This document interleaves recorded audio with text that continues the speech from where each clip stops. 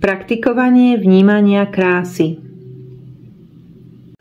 Praktikovanie vnímania krásy je umením nachádzať ľúbeznosť aj v škaredosti. Napríklad, namiesto toho, aby sme si o spolupracovníkovi mysleli, že je večný sťažovateľ, kvôli ktorému sa čas v práci stáva neznesiteľným, môžeme sa na ňo pozrieť z úrovne kolibríka a uvedomiť si, že len dokonale poukazuje na to, že sa potrebujeme naučiť, ako si nešťastie druhých nebrať osobne.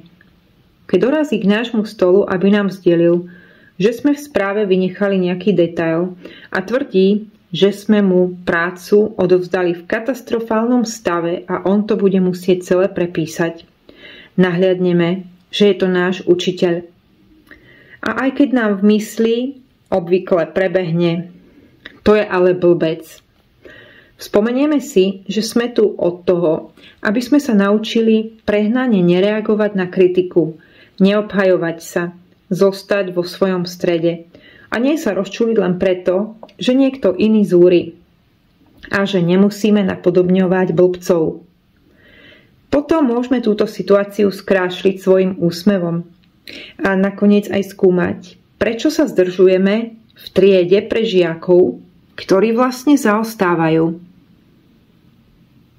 Krása predo mnou, krása za mnou, krása všade vôkol. To sú slová navažskej modlitby vďačnosti, ktorá pochádza od ľudí, ktorí vidia vo svete len krásu. Inak povedané, je potrebné, aby sme si všímali to, čo je krásne aj tam, kde by sme to nečakali a vnášali pôvab tam, kde prevažuje škaredosť a hrubosť. Nedávno som išiel na výstavu obrazov umelca, ktorý bol fascinovaný tmavými uličkami. Maľby miest, ktoré v nás bežne vyvolávajú strach a pocit nebezpečia, špiny a osamelosti, žiarili energiou, farbami a vzormi. Autor pri maľovaní zjavne praktikoval vnímanie krásy. Nehľadajte škaredosť a chudobu. Vnímajte okolo seba krásu. Prineste domov cestou z práce kvetiny. Prehovorte na kolegu s láskavosťou. Povzbuďte priateľa.